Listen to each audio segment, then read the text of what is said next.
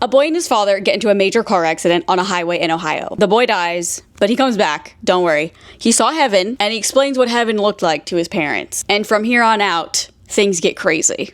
Eventually, he put out a book about this experience, and then later came out and said, he never died. He never saw heaven. Do not even listen to what he's saying. So let's get into how all that happened. Hello, welcome back. Please subscribe if you haven't subscribed. Also, thank you for being here. If you're new, a lot of new subscribers are here. You guys are really liking my essays, so thank you. I'm having so much fun doing them, and don't worry, I will vlog too at some point. All right, so November 14th of 2004, Alex and his father, Kevin, get into this major car accident on a highway in Ohio. From Alex, who's 6, his recall of the accident is a car hit them, slammed into his seatbelt. I actually do not understand if that he meant the car slammed into his seatbelt or if he slammed into his own seatbelt.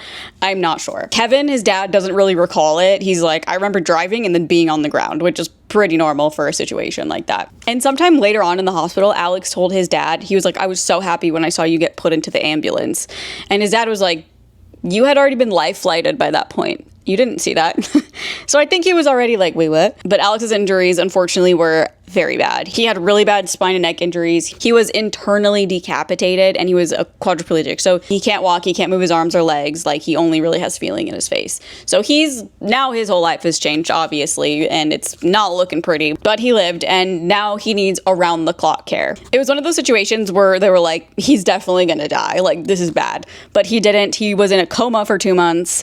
And then when he woke up from his coma, then he was telling his parents the story of heaven and everything he saw. So Alex says he started having visions immediately after the accident and during recovery, like the whole time he was having these visions and in his coma. He said his father was being carried away by 5 angels right after the accident. I think his dad actually flew through the windshield or something, and to Alex, he saw angels carrying him to the ground. I don't know. He said he felt an angel take him through the gates of heaven, and the gates were very tall, he said.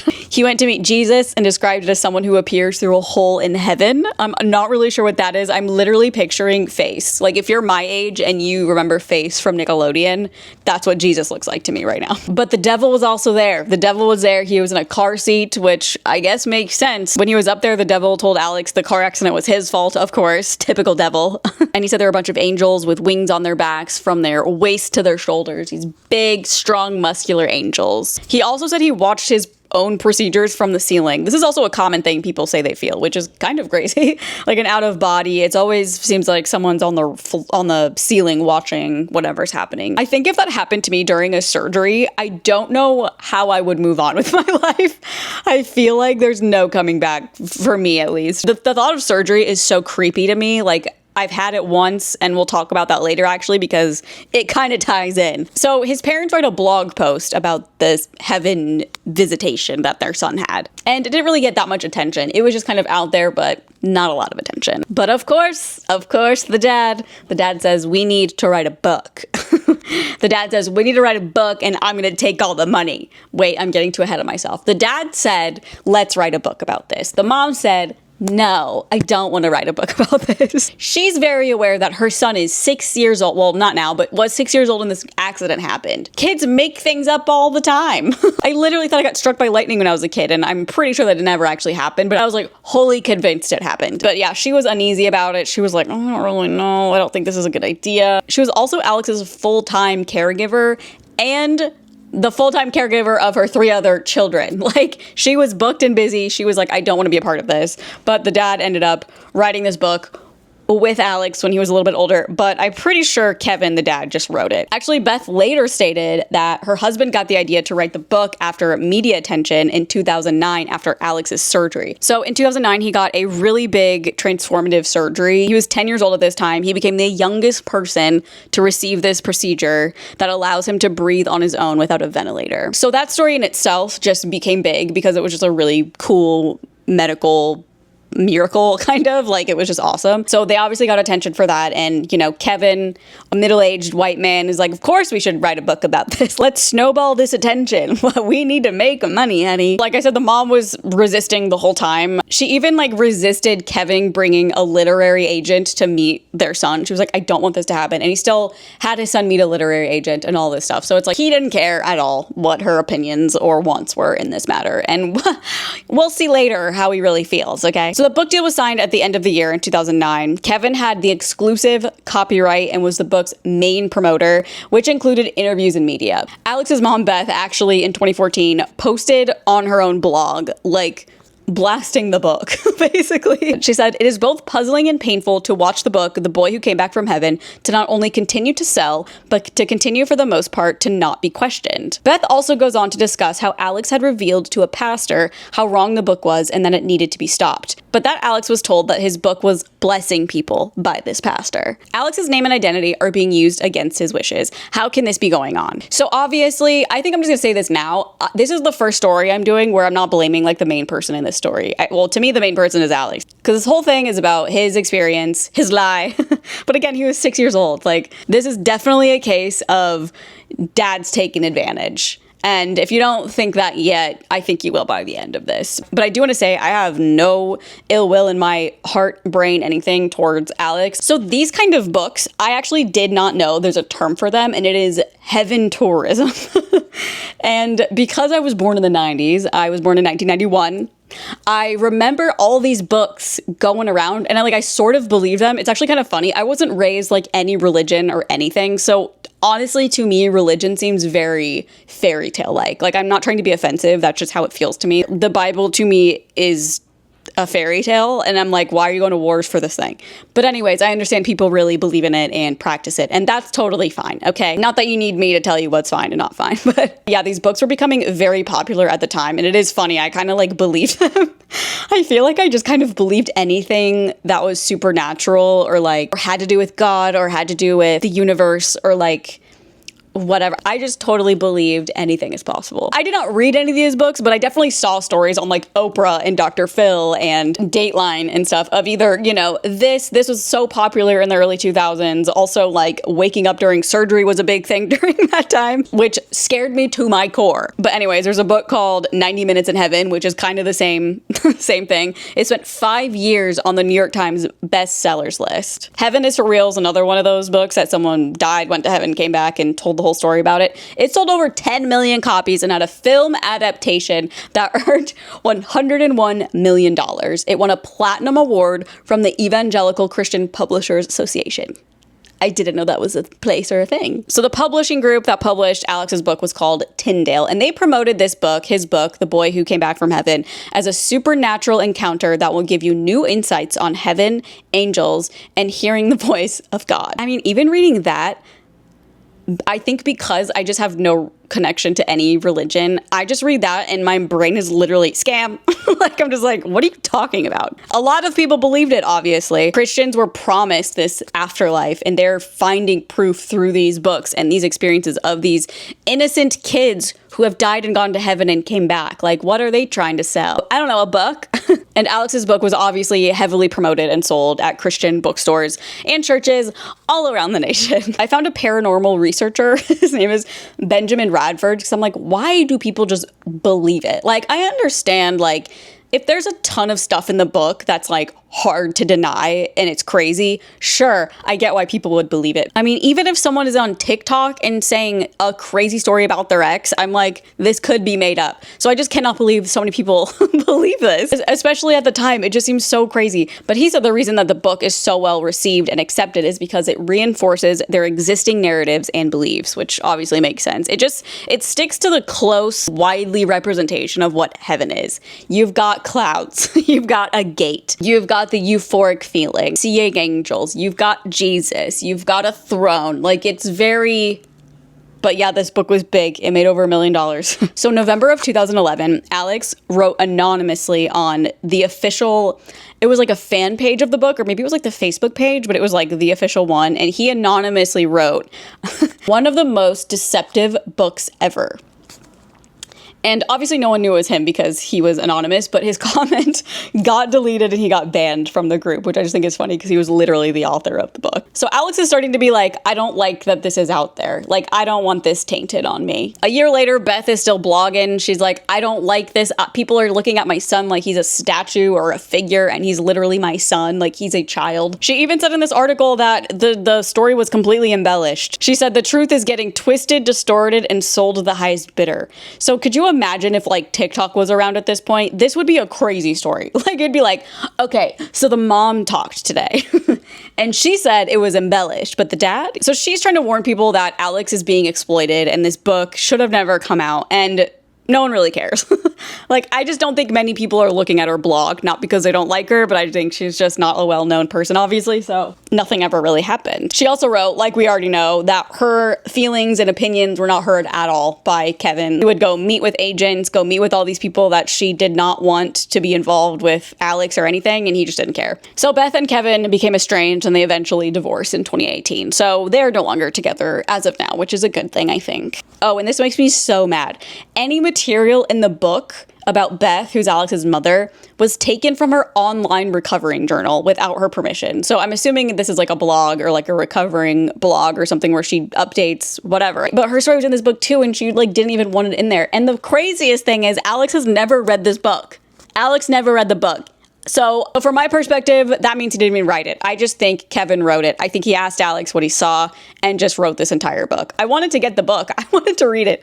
I don't think it's out there anymore though. So in May of 2014, Beth, Alex's mom, is on a Christian radio show and she's still talking about how this story is embellished and how it's not real. And she said her and Alex both wanted to communicate like this book is an exaggeration and it's not truthful. She also said her and Alex never received any royalties from the book. She also said on this radio show that she reached out to the publishing company of the book and told them that Kevin neglects his duties as a husband and a father and was not supporting them financially at all, which was so interesting to me. And I guess like they got back to her and they're like, we're not going to remove the books until 8 months from now, which I don't know if that was like a year, like a certain contract they had of the books being out, but they obviously didn't really care. They were just like, okay, fine, we'll remove them in 8 months.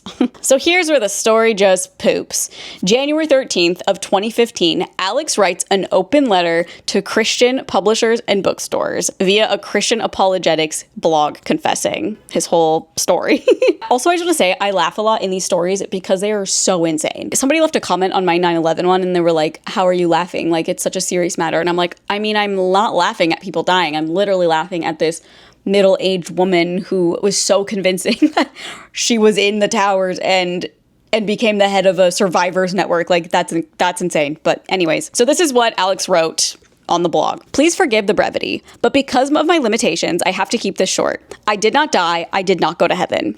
I said I went to heaven because I thought it would get me attention. When I made the claims that I did, I had never read the Bible. I mean, he was 6. Obviously, he had never read the Bible. The Bible is the only source of truth. Anything written by man cannot be infallible. It is only through repentance of your sins and a belief in Jesus and the Son of God who died for your sins, even though he committed none of his own.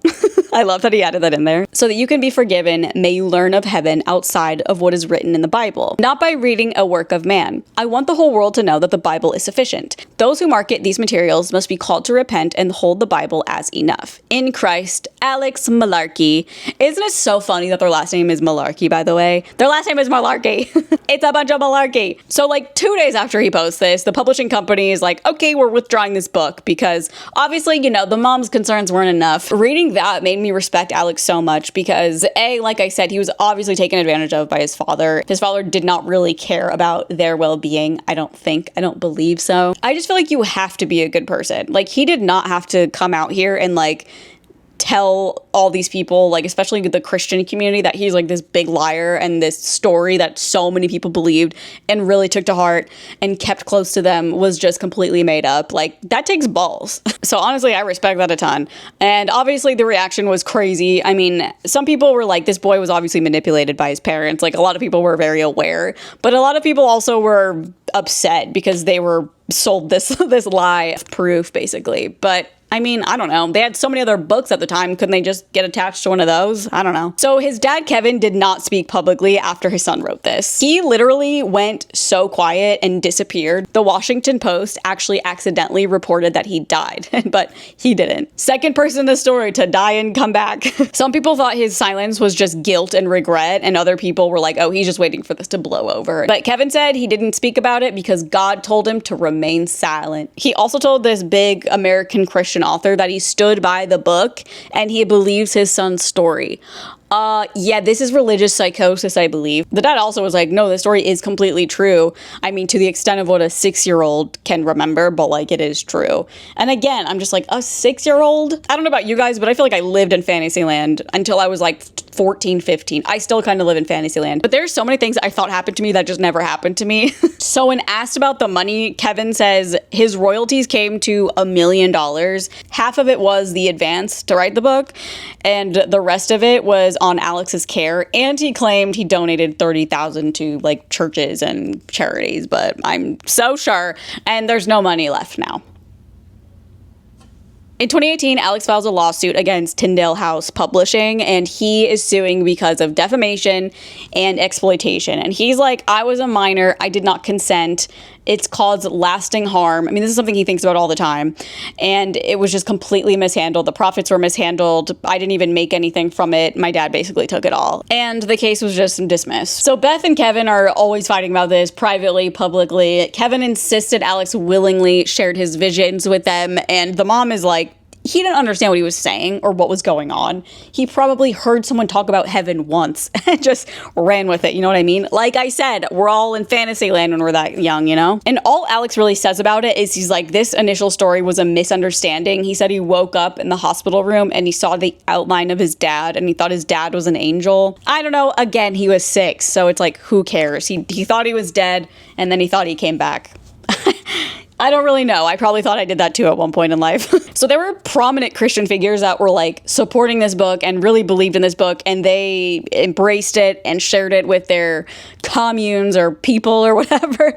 And they were like forced to reconsider their stance. It was just one of those things where people were like, oh, this actually didn't happen. Even though the dad is like, no, it totally did. A lot of critics were already so skeptical of these heaven tourism books and genre. They actually use Alex's book as an example to push for stricter theological scrutiny in Christian publishing. So this was like made an example of. So when Beth and Kevin divorced, Beth got custody of Alex, and for some reason the dad got custody of the other 3 kids.